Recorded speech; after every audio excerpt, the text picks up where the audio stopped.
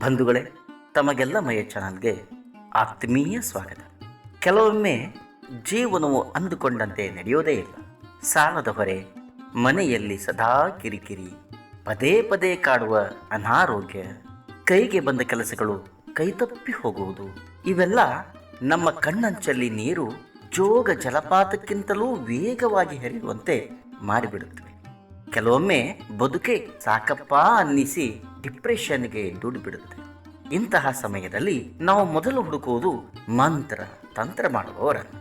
ಅಲ್ಲಿ ಹಣ ಕಳೆದುಕೊಂಡು ದಾರಿ ಕಾಣದಾದಾಗ ನಮಗೆ ನೆನಪಾಗೋದೇ ದೇವರು. ಆದರೆ ಬಂಧುಗಳೇ, ಒಂದು ಕ್ಷಣ ಯೋಚಿಸಿ. ನಾವು ಪ್ರತಿ ಕಾರ್ಯಕ್ಕೂ ಮುಹೂರ್ತ ನೋಡ್ತೀವಿ, ಗ್ರಹಗತಿ ನೋಡ್ತೀವಿ. ಹಾಗಿರುವಾಗ ನಮ್ಮ ಕಷ್ಟಗಳಿಗೆ ಗ್ರಹಗತಿಗಳೇ ಕಾರಣವಿರಬಹುದು ಅಲ್ವಾ? ಹಾಗಾದರೆ ಇದಕ್ಕೆ ಪರಿಹಾರವೇನು? ಇದಕ್ಕೆ ಖಂಡಿತ ಪರಿಹಾರವಿದೆ. ಅದೇ ಕಪ್ಪಗಳಲ್ಲಿ ಶ್ರೀ ಶನೇಶ್ವರ ಸ್ವಾಮಿ. ಆಶ್ಚರ್ಯವಾಯ್ತಾ? ಹೌದು, ಇದು ಸತ್ಯ. ಈ ಮಹಾನ್ ಪವಾಡ ಪುರುಷನ ದರ್ಶನ ಎಲ್ಲಿ ಸಿಗತ್ತೆ? ನಿಮ್ಮ ಕಷ್ಟಗಳು ಹೇಗೆ ಮಂಜಿನಂತೆ ಕರಗುತ್ತವೆ ಅನ್ನೋದನ್ನ ಈ ಸಂಚಿಕೆಯಲ್ಲಿ ಸಂಪೂರ್ಣವಾಗಿ ನೋಡಿ. ಈ ಕ್ಷೇತ್ರದ ಉಗಮವೇ ಒಂದು ರೋಚಕ ಕಥೆ.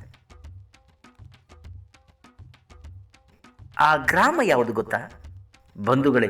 ಶಿವಮೊಗ್ಗ ಜಿಲ್ಲೆ ಸೊರಬ ತಾಲೂಕು ಹೆಗ್ಗೋಡು ಗ್ರಾಮ ಪಂಚಾಯಿತಿಗೆ ಸೇರಿದ ಕಪ್ಪಗಳಲ್ಲಿ ಗ್ರಾಮದಲ್ಲಿ ನೆಲೆಸಿರುವ ಶ್ರೀ ಶನೇಶ್ವರ ಸ್ವಾಮಿ.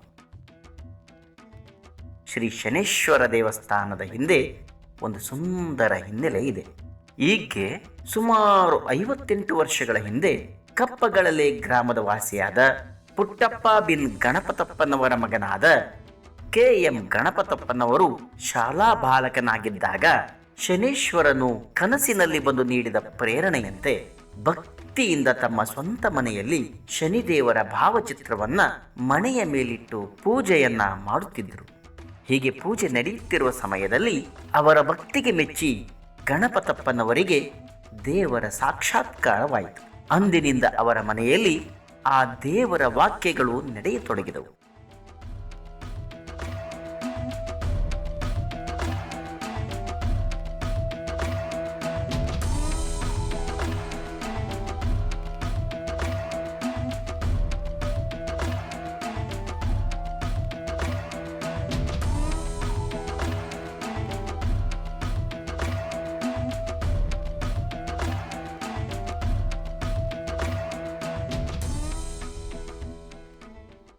ಅನಂತರ ಗಣಪತಪ್ಪನವರ ತಂದೆ ಪುಟ್ಟಪ್ಪನವರು ದೈವದ ಕಾರ್ಯಕ್ಕೆ ಮನೆ ಸೂಕ್ತ ಸ್ಥಳವಲ್ಲವೆಂದು ಭಾವಿಸಿದರು.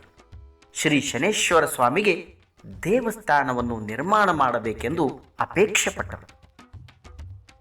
ಗಣಪತಪ್ಪನವರ ತಂದೆ ಪುಟ್ಟಪ್ಪನವರು ದೇವಸ್ಥಾನ ನಿರ್ಮಾಣ ಮಾಡಬೇಕೆಂದು ಅಪೇಕ್ಷೆ ಪಟ್ಟು ಗ್ರಾಮದ ಮುಖಂಡರಾದ ಶ್ರೀಯುತ ಯಲಕುಂದ್ಲಿ ಕರಿಯಪ್ಪನವರನ್ನ ಭೇಟಿಯಾಗಿ ಶ್ರೀ ಶನಿದೇವರ ದೇವಸ್ಥಾನವನ್ನು ಕಟ್ಟಬೇಕೆಂದು ಕೇಳಿಕೊಂಡರು.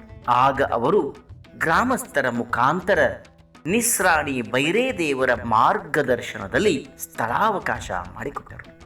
ದೇವಸ್ಥಾನದ ಸ್ಥಳವನ್ನು ಇದೇ ಊರಿನ ದಾನಿಗಳಾದ ಶ್ರೀ ಬಡಗಿ ಬಸವಣ್ಣಪ್ಪನವರು ಉಚಿತವಾಗಿ ನೀಡಿದರು. ನಂತರ ಶನೇಶ್ವರ ದೇವಸ್ಥಾನವನ್ನು ಗಣಪತಪ್ಪನವರ ನೇತೃತ್ವದಲ್ಲಿ ಸ್ಥಾಪಿಸಲಾಯಿತು.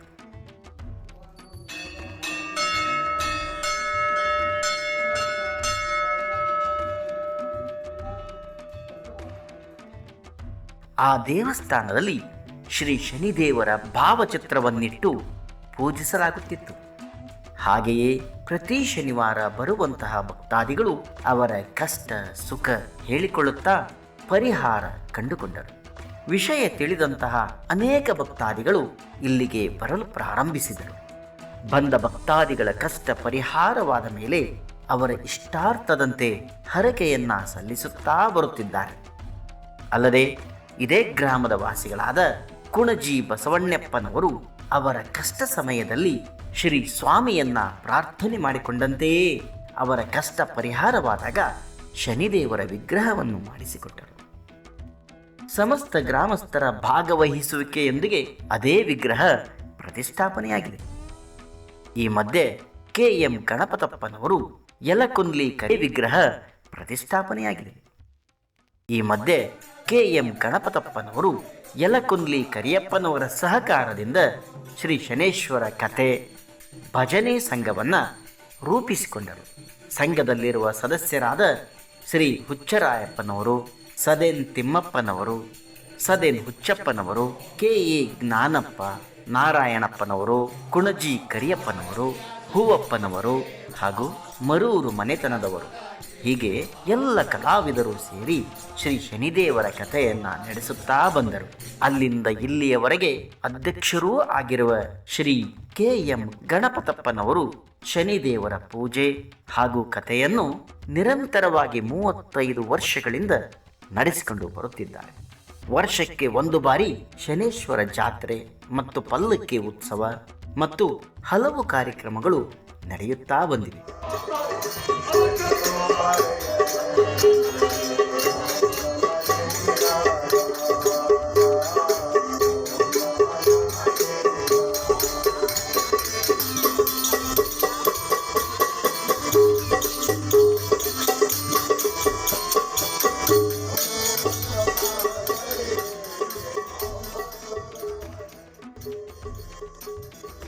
ಜಾತ್ರೆ ನಡೆದ ರಾತ್ರಿ ಶ್ರೀ ಶನಿದೇವರ ಪೌರಾಣಿಕ ನಾಟಕವನ್ನು ಮಾಡುತ್ತಾ ಬಂದಿದ್ದಾರೆ.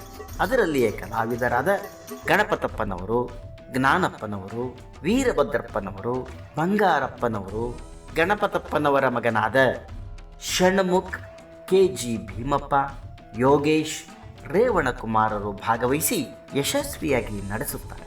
ಗ್ರಾಮಸ್ಥರ ಸಹಕಾರದಿಂದ ಭಜನಾ ಮಂಡಳಿಯನ್ನು ನಡೆಸಿಕೊಂಡೂ ಕೂಡ ಬರುತ್ತಿದ್ದಾರೆ.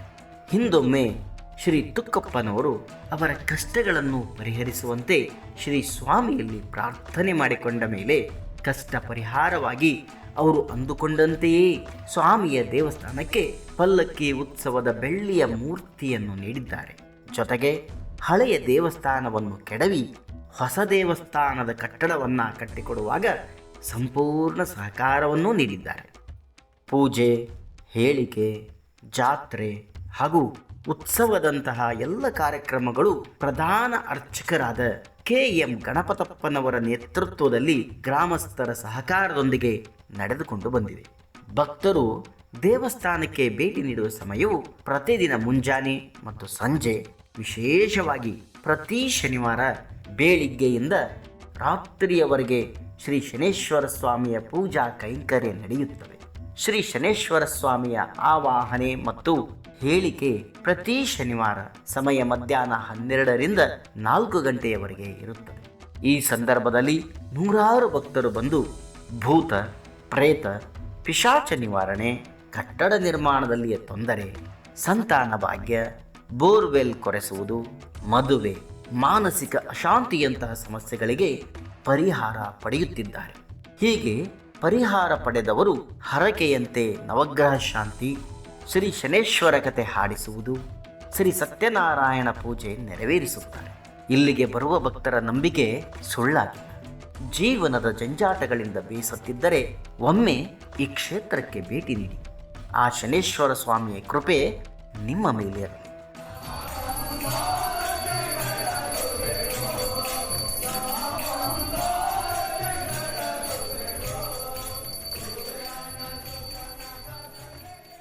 ಇಲ್ಲಿ ಬರೋ ಭಕ್ತಾದಿಗಳು ಏನು ಅಂತಂದರೆ, ಕೆಲವರಿಗೆ ಬೋರ್ ಆಗಿರೋದು, 12 ಬೋರ್ ಪಾಯಿಂಟ್ ಹಾಕಿ ಸುಸ್ತಾಗಿರ್ತಾರೆ, ಮದುವೆ ಸೆಟ್ ಆಗಿರಲ್ಲ, ಮದುವೆ ಹೆಣ್ಣು ಗಂಡಿನ ವಿಚಾರದಲ್ಲಿ ತುಂಬ ಭಿನ್ನಾಭಿಪ್ರಾಯಗಳಿರುತ್ತೆ, ಮನೆಯಲ್ಲಿ ತೊಂದರೆ ಇರುತ್ತೆ, ಅಭಿವೃದ್ಧಿ ಆಗಿರಲ್ಲ, ಅಂಥವ್ರು ಕೂಡ ಬರ್ತಾ ಇರ್ತಾರೆ. ಅಂಥವರೆಲ್ಲ ಇಲ್ಲಿ ಬಂದು ಸಮಸ್ಯೆಗಳನ್ನ ಬಗೆಹರಿಸ್ಕೊಂಡು ಹೋಗಿದ್ದಾರೆ.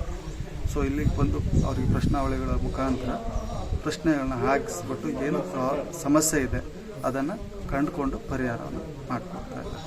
ಯಾರು ಹರಕೆ ರೂಪದಲ್ಲಿ ಬಂದಿರತಕ್ಕಂಥ ಭಕ್ತಾದಿಗಳು ಕತೆ ಮಾಡಿಸ್ಬೇಕು, ಹಾಡಿಕೆ ಮಾಡಿಸ್ಬೇಕು ಅನ್ನೋ ರೂಪದಲ್ಲಿರುವಂಥವ್ರಿಗೆ ನಾವು ಕತೆಗಳನ್ನ ಹೋಗಿ ವರ್ಷ ಕತೆ ಹಾಡುವಂಥದ್ದು ಭಕ್ತಾದಿಗಳ ಮನೆಯಲ್ಲಿ. ಅದಕ್ಕೆ ಅಂತಲೇ ಒಂದು ಕಲಾ ತಂಡವನ್ನು ಕೂಡ ಇಲ್ಲಿ ಸುಮಾರು 50 ವರ್ಷಗಳ ಇತಿಹಾಸ ಕಲಾ ತಂಡಕ್ಕೂ ಕೂಡ ಇದೆ. ನಾವು ಈ ಕ್ಷೇತ್ರಕ್ಕೆ ಒಂದು 30 ವರ್ಷದಿಂದ ಬರ್ತಾ ಇದ್ದೀವಿ. ಒಳ್ಳೆಯದಾಗಿದೆ. ನಾವು ಏನೇ ಒಂದು ಹೇಳ್ಕೊಂಡ್ರು, ಹರಕೆ ಮಾಡಿಕೊಂಡ್ರು, ಆಮೇಲೆ ಮನೇಲಿ ಏನಾದ್ರು ಸಮಸ್ಯೆ ಇದ್ದರು, ತೊಂದರೆ ಇದ್ದರು, ಆರೋಗ್ಯದಲ್ಲಿ ಏನಾದ್ರು ಸಮಸ್ಯೆ ಇದ್ದರೂ ಒಳ್ಳೆಯದಾಗಿದೆ. ಆಮೇಲೆ ಕುಟುಂಬದಲ್ಲಿ ಯಾರಿಗಾರು ಮಂಗಳ ಕಾರ್ಯ ಆಗಬೇಕು, ಶುಭ ಕಾರ್ಯ ಆಗಬೇಕು ಅಂತ ಏನಾದ್ರು ಹರಕೆ ಮಾಡಿಕೊಂಡ್ರೆ ಅದು ನೆರವೇರಿಸ್ಕೊಟ್ಟಿದೆ. ಮತ್ತು ವರ್ಷ ಈ 2ನೇ ವ್ರತವನ್ನು ಮಾಡಿಸ್ತಾ ಇರ್ತೇವೆ ಮನೆಯಲ್ಲಿ, ಅದು ಒಳ್ಳೆಯದಾಗಿದೆ. ತುಂಬ ಇಲ್ಲಿ ಬಂದವ್ರಿಗೆ ಎಲ್ಲರಿಗೂ ಒಳ್ಳೆಯದಾಗಿದೆ. ಅದ್ರೊಳಗೆ ನಮ್ಮೂರು ಭಾಳ ಹಿಂದಿತ್ತು.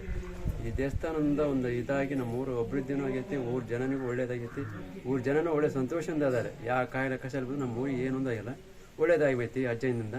ನೋಡಿ ಸ್ವಾಮಿ, 55 ವರ್ಷದಿಂದ ಇದೇ ಕಾರ್ಯಕ್ರಮ ಮಾಡ್ತಾ ಬರ್ತಾ ಇದ್ದೇವೆ. ಅಲ್ಲಿಂದ ಅಷ್ಟರೊಳಗೆ ಈ ಸ್ವಾಮಿ ಬರೋದ್ರೊಳಗೆ ಎಲ್ಲ ಕಡು ಬಡವರಾಗಿದ್ದರು, ಏನೂ ಸೌಲಭ್ಯ ಏನೂ ಇರಲಿಲ್ಲ. ಈ ಸ್ವಾಮಿ ಯಾವಾಗ ನಮ್ಮೂರಿಗೆ ಕಾಲಿಟ್ಟ ಅವತ್ತಿನಿಂದನೂ ಅಭಿವೃದ್ಧಿನೂ ಆಗಿದೆ. ಹಾಗೆಯೇ ಸುತ್ತಮುತ್ತ ಹಳ್ಳಿಯವರು ಬಂದು ಸಹಕಾರ ಕೊಡ್ತಾ ಇದ್ದಾರೆ. ಪ್ರತಿ ವರ್ಷನೂ ಇಲ್ಲಿ ದೇವಸ್ಥಾನ ವರ್ಷದ ವರ್ಧಂತಿ ಉತ್ಸವ ನಡೆಯುತ್ತದೆ.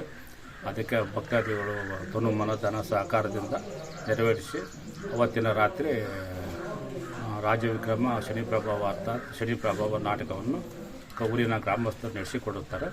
ಅದಕ್ಕೆಲ್ಲ ಎಲ್ಲ ಭಕ್ತಾದಿಗಳು ದೇಣಿಗೆ ಮೂಲಕ ಕೊಡ್ತಾರೆ, ಹಣಕಾಸು ಕೊಡ್ತಾರೆ, ಎಲ್ಲ ತಿಳಿದ ಸಹಾಯ ಮಾಡಿಕೊಡ್ತಾರೆ. ಮನೆ ಕಟ್ಟೋಕ್ಕೂ ಆಗ್ತದಿಲ್ಲ, ಮನೆ ಕಟ್ಟಿದ್ವಿ. ಮಕ್ಕಳಿಗೂ ಓದೋ ಬರೋದು ಚೆನ್ನಾಗ್ತದೆ. ಬಂದಮೇಲೆ ನಮಗೂ ಚೆನ್ನಾಗೈತೆ. ನಮ್ಮ ಮಗ ಡಾಕ್ಟ್ರು, ವೆಟನರಿ ಡಾಕ್ಟರ್ ಆಗಬೇಕಾದ್ರೆ ನಮ್ಗೆ ಏನೇನೋ ಹಂಗಿಲ್ಲ. ಅದನ್ನು ಬಂದು ಇದು ಮಾಡಬೇಕಾದ್ರೆ ಅವರು ಇದು ಮಾಡ್ಬೇಕಂದ್ರೆ ಅವ್ರಿಗೆ ದುಡ್ಡು ಕಟ್ಟಿ ನೀವು ಇದಕ್ಕೆ ಬರಬೇಕು ಅಂತೇಳಿ ಆವಾಗ ಎಷ್ಟು 1050 ರೂಪಾಯಿನ ಕಟ್ಟಬೇಕು ಅಂತ ಹೇಳಿ ಒಂದೊಂದು ಸ್ವಲ್ಪನೂ ದುಡ್ಡಿದೆ, ಸ್ವಲ್ಪನೂ ದುಡ್ಡಿರಲಿಲ್ಲ ಮತ್ತೆ. ಆಮೇಲೆ ಒಬ್ಬರು ಏನು ಮಾಡಿದ್ರು, ಅದು ಎಂತ ತಿಳಿತಾ ಏನ, ನಾ ಕೊಡ್ತೇನೆ ಹೋಗ ದುಡ್ಡ, ಎಷ್ಟು ಬೇಕಾ ದುಡ್ಡು ನಿಮಗೆ ಅಂತೇಳಿ ಕೊಟ್ಟು ವೆಟನರಿ ಡಾಕ್ಟ್ರು ಆಗಿದ್ರು.